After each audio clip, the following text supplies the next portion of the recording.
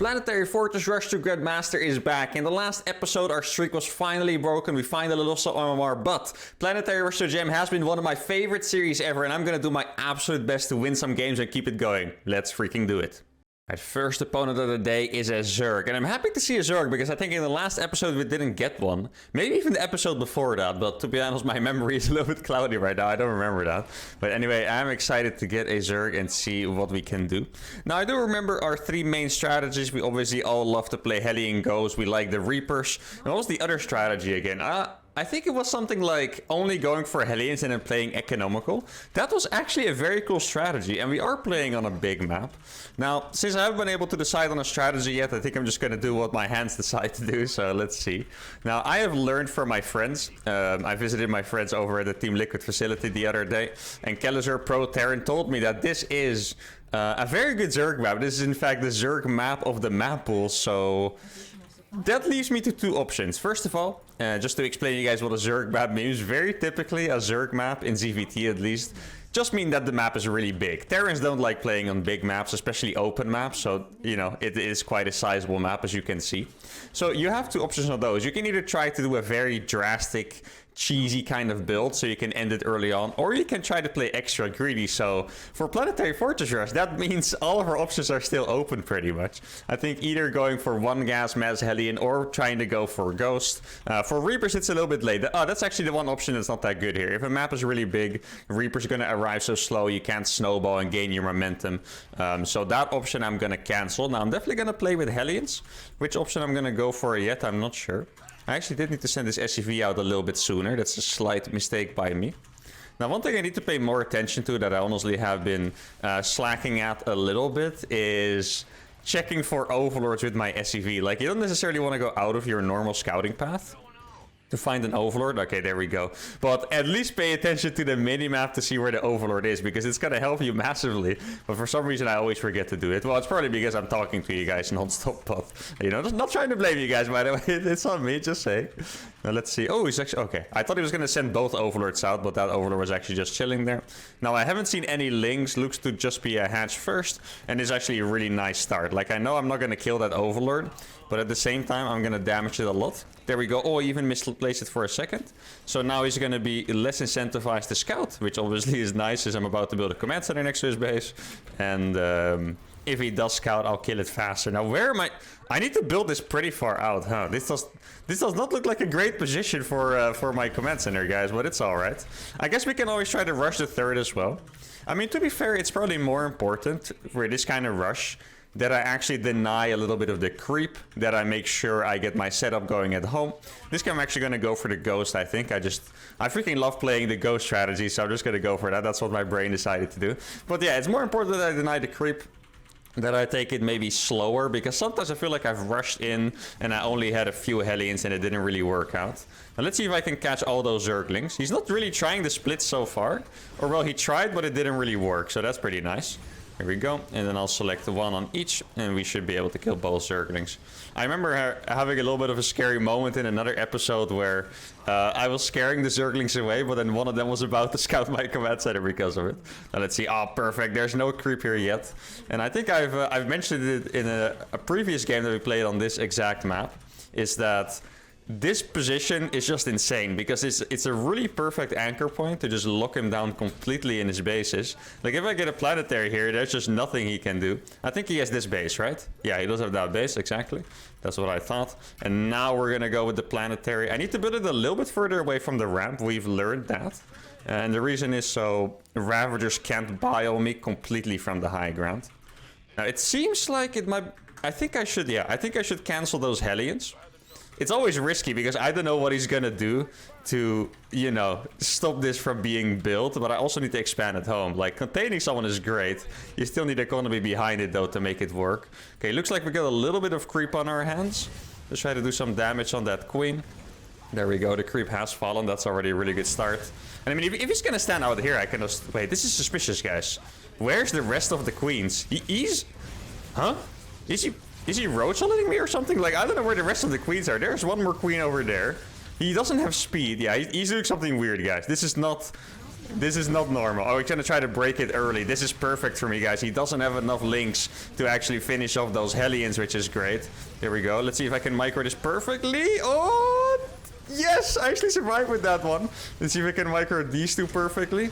Okay, wait, not a single Hellion has died yet. How is that even possible? Let's get this one to the front. There we go. Let the Ghost do a lot of tanking. Oh my god, this mic. No! Oh, that micro dance is freaking crazy. Yeah, the Planetary stays alive. Guys, I was just gonna say, it is way too much health. Oh my god, he just gives up. He was gonna try to break it, but he sent so many Zerglings toward my Hellions that my Planetary was still 1000 HP when it went up. Obviously, those Lings are not gonna kill it. A Planetary has 2 or 3 armor, I believe, so Lings do no damage once it's finished.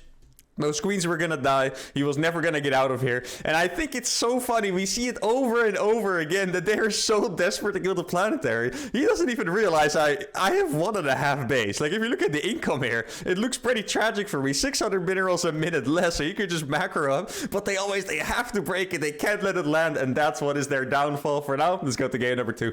All right, game 2 is going to be against Venture. I actually know Venture from a really long time ago. I think it was on my friends on my main account. For now, we're going to be trying to demonize him, though. Actually, not quite sure if that's the word. I just meant destroy. I was trying to find a cool word for it. Anyway, what I wanted to do today, if I got a Protoss, was actually to go for the old Hellion drop build. I really love that freaking version, where I just proxy a starport, do Hellion drops everywhere, and at the same time landing a Planetary in their base. I really did enjoy that. So that's what I'm going to try to do again here. I'm trying to remember the strengths and weaknesses of that build. I think a big weakness of that build was that Hellions cannot defend the Planetary from Stalkers. So if they want to kill the Planetary, they will. They might lose all their probes for it, but very often that's kind of what would happen. They would kill the Planetary and lose all their probes. Though realistically, I want the Planetary to do the work, because that is just the most fun. Like, I freaking love it when the Planetary just absolutely destroys them. Kind of like in that last game as well, because I know it was a distraction that kind of made it happen, but the Planetary looks so strong when it's just like chilling there and there's a few Zerglings trying to attack it with a couple queens. Absolutely beautiful. Now, I don't want to go for a double as yet. I think I'm going to slightly delay that. And I don't think it's the best way to do the build. I do think it's the best way to get both a Hellion drop and a command center out. Like, it's always the thing I struggle with. It was the same in the last game. I want to go for Ghosts, but I could never afford Cloak with that. And the main reason is that I just skip the second gas so I can actually get my command center at a decent time. I don't want to kill 40 workers and it being 7 minutes in the game and then my command center flies in, you know. I want there to be a little bit of sync. At least that is way more beautiful. Now, I imagine he's playing normal. He scouted me at a pretty standard timing, I think. Factory's gonna go down. And if it looks at my base now, it doesn't even look that weird yet. I do need to send out another SCV. I can't forget that, because I need to proxy both a starport and a command center. Now, it looks quite standard. I'm gonna send this one back home. Let's check if the Marine is gonna do a little bit of... you know, denying the probe, I guess. I was gonna try to find a name for the game, but I couldn't find it. Now, this SCV is obviously a fake here. This is not gonna try to build a command center. And now I've spotted his probe. This is actually perfect. I spotted his probe, and there's only one corridor here, so he's gonna be forced all the way away. He's not gonna scout if I have a command center, and I will be able to get both of my workers out to do the proxy. I'm gonna make the CC before the starport already, which is pretty crazy, but I think this might actually be the best I've executed this build. He's probably gonna YOLO in the worker to see if I have a command center or not. If I micro perfectly, I can deny it, I think. There we go. Need to pay very close attention to that. And then I'm gonna start making Hellions. I'll make 2 Hellions and then the depot. Man, I feel like this build so far is looking perfect. I wonder if we can keep it looking perfect as well, because I need to get a depot or gas first. I'm not quite sure about it. There's the adept. I'm gonna run away from it. We might be able to kill that adept, actually. Yeah, he just shaded. Looks like we are gonna kill that adept, which is really nice. He does scout that we don't have a command center, of course, so that's unfortunate. Sucks that my one Hellion is slightly delayed. I think I'm still gonna kill it, most likely. But I'm gonna take a little... Yeah, looking perfect. Okay, there we go. That adept is gonna die. I'll use that Hellion to kill it. And then I'll just go back here. Now, what he's doing... this is actually going to be a little bit strange. What he's doing is the best possible counter to this Hellion drop normally. So if you ignore the fact that there's a freaking command center next to his base, this is the best counter to proxy Hellion drop. If you just chrono Stalkers across, because the only way to really deal with it is to keep making Hellions and at some point just beat the Stalkers. But you need so many Stalkers to beat Hellions that it's going to be pretty tough. Now, obviously, I have the command center threat here. Should I make anything else from this starport? I'm not quite sure. Now, my CC is finishing at the perfect time, or my engineering bay, rather. And I think I'm just going to rally these to the front. This is going to go in. I'm going to build as close to his nexus as possible, actually. There we go. He can't actually stop this with his probes, because he would lose everything to the Hellions. There we go. These are going to come in. Let's land this one. I might have to get a Liberator out or something. Oh, are you sure you want to go back with those probes? Are you sure about that? He's crazy. Where's he going with those probes? Now, I'm trying to buy time more than anything else. Like, I don't want him to target the command center. So these are going to run around here. Oh, I got 2 Hellions here. Guys, these 2 Hellions are going to go insane. There we go. Look at those 2 Hellions just roasting. He doesn't realize. Oh my goodness, guys. He's losing every single worker here. There's so many distractions. He hasn't realized all of his probes are gone. And now he's clicking them away. But the next Hellions were coming down the ramp. Does he have a probe left? Is that his only probe, guys? I think that might be his only worker. Oh, he has another one here, I believe. There we go. Okay, so he's warping in stuff next to the Planetary. But that just means I can go in and kill the rest of his probes, I think. Let's see. Oh, that's actually a very big hit. Let me kill those.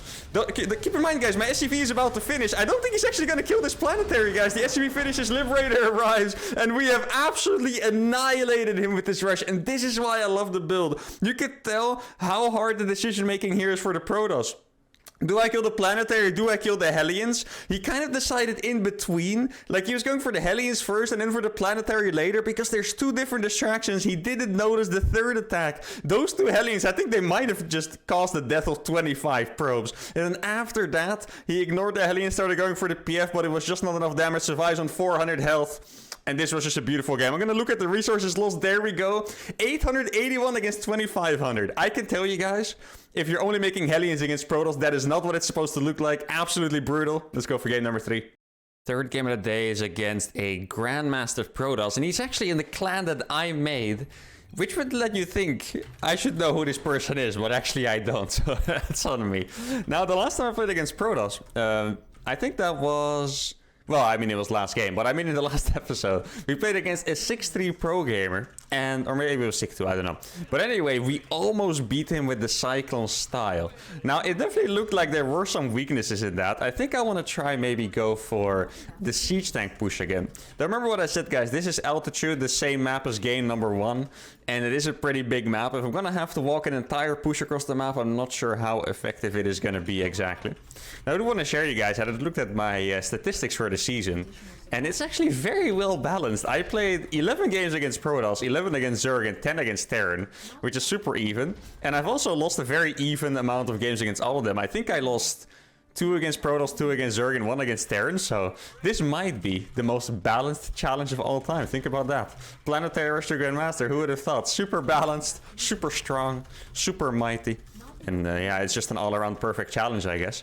Now, let's see how exactly we're going to execute this. I don't remember how it went the last time. I remember we had a really ridiculous game where my command center died, and then I made another one in my natural to fly to his side of the map, and then he still died. That's one game I remember. I mean, obviously that's one for the history books as well. It's going to be... Okay, there we go. Looked like he was going to be annoying for a sec, but my SCV coming changed his mind. That is always nice. I don't really like, you know, especially if I'm making videos and I'm like talking to you guys all the time, I feel like I don't really want to be busy with denying a probe attacking my SCVs, so I'm glad I could change his mind there. Now, I'm considering proxying a starport with this as well. I think it might be a little bit much. And now I'm also in a little bit of a pickle with the gas situation. Like, remember what I said? That I don't want to mine too much gas. So I took 2 of my SCVs out of gas. But then at the same time, I am going to play one-on-one and hopefully make tanks and liberators. If I don't have all guys in gas, how am I even going to be able to afford that? I'm going to make a little bit of a loop here. I'm going to make the command center right here. I know it seems a little bit sketchy to build it that close, but yeah, where else am I going to build it on this map, right? It's really not the easiest map to do the planetary rush on just for that reason. Now let's see if I can distract him with my Reaper. Like, there's also another element of this. Like, normally the Reaper is just there to scout. Here, my Reaper is really also here to just distract this adept from coming across or from scouting my command center. Okay, he's already there. Nice. Somehow we missed each other. That's pretty cool. There we go. Let's see if I can do some damage. Would also be nice. I'm not going to go for any probes here. I more just actually want to scout what he's doing. Maybe force him to delay his tech a little bit. It is a Stargate. Okay, interesting. Let's see if I can juke him. Yes, there we go. Oh, barely not the best juke ever. That was pretty close. Need to make a depot. There we go. And then hopefully we can escape. Oh, he missed the shade. He forgot to click the shade. Okay, that's lucky. We were actually gonna lose that, but then he didn't click the shade through. Okay, I mean, sometimes lucky, guys. Sometimes lucky. Nothing wrong with a little bit of luck. Now, what I'm scared of is that this CC is almost finished now, but he's playing Stargate. Against Stargate, you don't want to move out too early, else you just lose your units to Phoenixes. So you might also actually see this because it's right there, and the air unit is gonna fly towards the direction of that command center. Yeah, how this is gonna go, I don't know. It's very interesting either way. Let's try to get my engineering bay up. I actually learned to make it a bit later, mostly for the reason that the command center just takes so long to fly across that I don't have to make it that fast. I'm actually gonna get this one in. Now, there's a couple choices here. I could also... Guys, I'm just gonna do this. I'm actually gonna YOLO the command center on top of his production. This is my strategy of choice.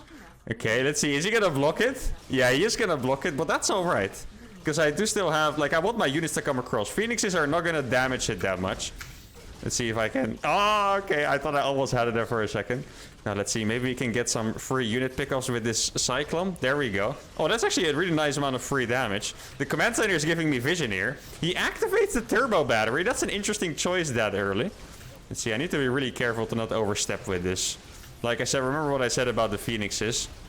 Okay, there we go. He's doing his best to block it. So far, he's doing a good job. Oh, there we go. He's not doing a good job anymore. The command center has landed. And that is something that you cannot kill with Phoenixes. You can obviously kill it with a Void Ray, however. Let me try to kill this one really fast. There we go. He actually hasn't killed that one yet. That is fantastic. Maybe we can target this one down as well. A little bit of miss micro on the Phoenixes. He's gonna lose 3 Phoenixes, guys. And the command center is getting up. The fact that he had another Phoenix there also means that there's no Void Ray on the way, which is beautiful. He has spent everything trying to defend this. We are pushing in. The Stoke, he's warping in the Stoke here. I can kill him before the battery finishes. There we go. The battery goes down. And the Planetary Rush has done it again. And in this episode, guys... Okay, he had 1,000 minerals. Let's not ignore that. He did have 1,000 minerals in the bag. Little bit of panic and miss macro there. But in this episode, the strategy looked absolutely insane. I think we just washed our opponents away 3 times in a row. Guys, today is one of those episodes where I tell you guys, it's a beautiful day for Planetary Rushes. Go out there, try it on the ladder. Let me know how it goes, because this was awesome. And now get out of here. Thank y'all for watching. Make sure to like the video, subscribe to the channel, and see y'all for the next one. Adios.